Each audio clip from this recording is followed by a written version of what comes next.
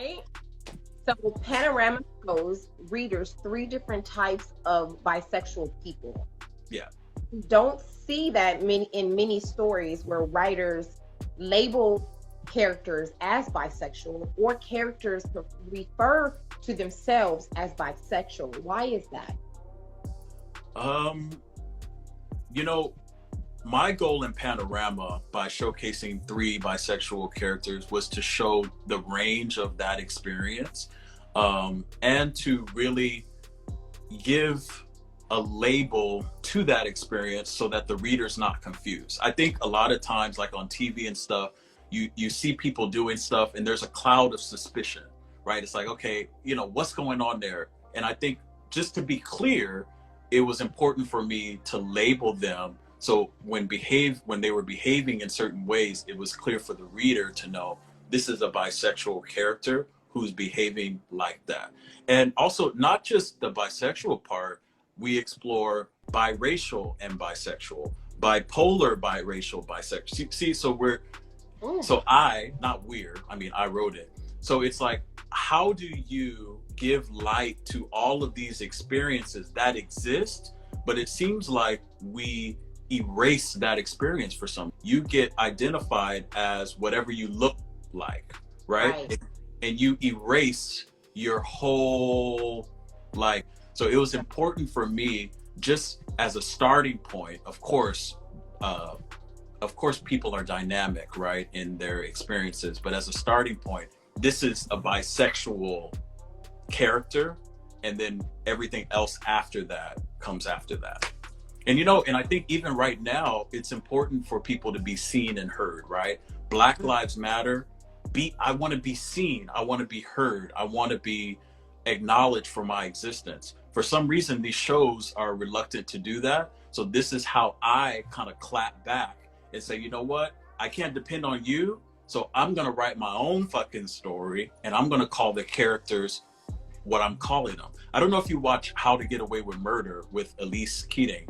So to me, right. Right. So this is an example. It's like there's someone who's having clear bisexual behavior, yet there's no reference, even as a starting point, to that. And for some reason, I think when you label characters like that, or any type of ambiguous label, it starts making people feel, I think, uncomfortable or maybe isolating. I don't know, but it was important. Uncomfortable. Well, not uncomfortable. It's just like, what does your bisexuality or this character's bisexuality mean for me? You know what I'm saying? But I think that I do want to say uncomfortable, because I feel like I said, as Black people, were raised in the church, right? Yeah. And that makes things very complicated when it comes to your sexual, how you want to live sexually. Yeah. It's very closed-minded. And now, at the end of the day, I'm not saying there's anything wrong with religion. There's nothing wrong with church if that's what you choose to do. Yeah. But I feel like it makes it very difficult as a Black woman, as a Black man, to either be a lesbian, gay, bisexual, whatever it is that one wants to choose to do, because now you're looked down upon because it makes it uncomfortable. You know what I mean? Right. And I think, and I think when you show those stories on TV, it's important to give context to what that is. And a lot of people who've read the book, it was important for me to put in the book that this doesn't always have to do with actual sex. I feel like this starts in your as a virginal teenager. Your mindset is it's a little bit different. I think it has to be nurtured and healed and expansive. Like, why can't these experiences be expansive? And I think as a writer, back to your original question, it's like, as a writer, it's like, okay, this person got their bias, this person got that bias. How do I feel? And what power do I have to assert my truth? And I think that's the way to shut it down, because nobody can invalidate my story, my experiences. At all. And I agree. Discovery Awake, they said facts. Sex in general is a taboo. And I agree. Like, you really can't talk about sex. Like, you really can't. Like, Right. you know, like in general, in your homes, like it was like, what was that? You know? I mean, Yeah. the only time that I personally learned about it was when I was sex education in school. That's about it, in a Right. nutshell. And I was not allowed to see anything on TV in regards to sex or anything like that. So, you know, by the time it was time for that, Yeah. trying to figure it out. Like, you know what I mean? But it is super taboo, and I don't understand why. Like, I feel like those should be conversations so that, you know, you can be knowledgeable on things when you're one going into the world. You want to be, you know, have awareness, you know. Right. So many diseases going around. Like, you want to be, you know, careful, you know. Absolutely. And I think what Panorama also does is, if I would have read that book, so if I would have read the book that I wrote when I was Right. like 12 or 13 years old, and been like, okay, this is what's going on. Wow, like these characters in this book, wow, like that's what I'm experiencing. If I would have had that book, I think a lot of the trials, tribulations, the hurt, the trauma with relationships would have gone a little different. Did you watch Love is Blind? Not sure. I don't think so. So Love is Blind is that dating show where they date in pods or whatever. Yeah. Mm-mm. And so of course they put one black bisexual man for effect on that show. And you know, he told his fiance after the fact, like they had already, I know. You're looking just like, really? yeah. You're like, Conversation. yeah. So I mean, of course that's an integrity issue, but do you know what's crazy is, if we don't create safe spaces, and I know this is going to be some kumbaya shit, but if we don't create safe spaces or the language, because you asked why do you label this character for that, if you don't create the safe spaces and the language, I think then people are just, they're not living with integrity.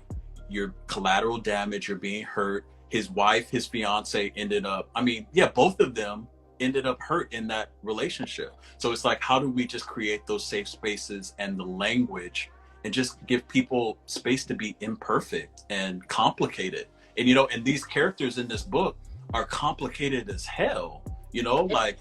You done unpacked a lot. Yeah, it's like, yeah, you're in therapy, oh, I'm sorry, I'm reading a comment, but I'm in South Korea because of my family dysfunction. The other two characters are in South Korea. Everybody's running away from something. You're trying to escape. And I'm trying to figure out how much of that bisexual identity is about the visibility part because of the use of language. So you had stated a little while ago that if you had read your own book before, when you were younger, Panorama, that your view would be different. But what my question is to you is, do you feel like you would have been more comfortable in being maybe more comfortable and more in, you know, comfortable in being you? Yeah, because I think in the teenage, how do you feel like you would be different if you had the book before it was written? I think it just would have been like accelerated healing and understanding. I think it's like, you know, like, hey, there's people like me who are out here in the world, and this is a real life person that I can grab onto. You know, it's just not something that you're feeling. Okay, I'm not like this group over here. And let's just keep it real. I'm not like the flamboyant gay guys over here. Okay, I'm not like the straight basketball players over here. Where do I fit in? And so if I would have read a story by, hey, there's this confident, you know, talented man, and this is the book, you would be like, damn, so that's possible. So I feel like all of that dating, when should I tell you? And see, that's trauma in and of itself. And then it states that's the way. That's why, yeah, representation is so important. Right. Okay. Yeah. So what advice do you have for someone who wants to tell their story but is lacking courage? Because I think we're all guilty of that. And I mean, that is the question, right? Yeah. How do you tell your story and have the courage? And I feel like when I look at my life, and I hate to say it was my dad's death that accelerated me and put me on a path to take a look at my full being. That the death did it for me. And 3 years before he died, my brother died. So their collective thing, like back to back, like, oh shit, what's Ross, what you out here doing? And so it took loss to beat me down into a place to where I had to invest in myself and say the only way to make it through this is literally to invest in yourself and tell your own story. And it's hard to find the courage, but also remember that you're not alone. Like if the world is abundant, right? 8 billion people. You said there's not one person who you can identify with who has Right. the same ideas and life path as you. And so you have to reject that. You have to understand the world is abundant and you're not alone. And for me, by telling my story, not only did I access personal freedom, but I realized that I also was not alone. And so that was that validation, right? Like, hey, you're not crazy. This is the same shit I've been feeling for 20 years too, dude. I think that we're just so afraid. Like, neighbor probably feel the same way, but they're so afraid of being judged. They're so afraid of how you're going to then look at them, you know what I mean? And how you're going to interact with them, that they're so afraid of their truth instead of just living in their truth. You know what I mean? Yeah. And you know what's crazy is back to the Black Lives Matter part. And this is just, I mean, it may be an outrageous opinion, but I think the true white supremacy, like when you think of supremacy and how to dominate, it's stripping the Black people from accessing their heart, right? So like you can't even get to a place to where you can value your own voice and your own, you know what I mean? Like you can't even assert it because you're too busy trying to dodge racial prejudice. You see what I'm saying? And that's what I think sometimes too. Is it a luxury to be able to speak to a counselor? Is it a luxury item to be able to write a book, publish a book? These are all kind of luxuries, right? So how do we get to that person who doesn't have access to that and inspire them to take ownership of their story?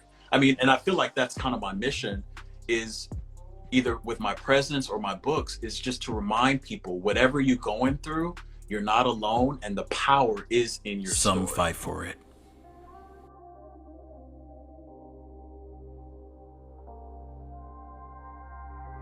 Some try to numb it.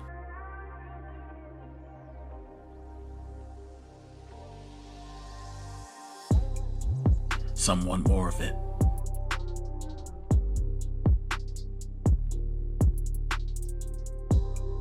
Some can't let it go.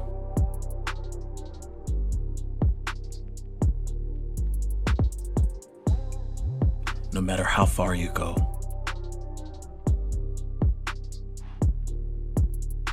you can't escape. Author and musician Ross Victory presents Panorama, the missing chapter, from the memoir Views from the Cockpit, available everywhere books and music are sold.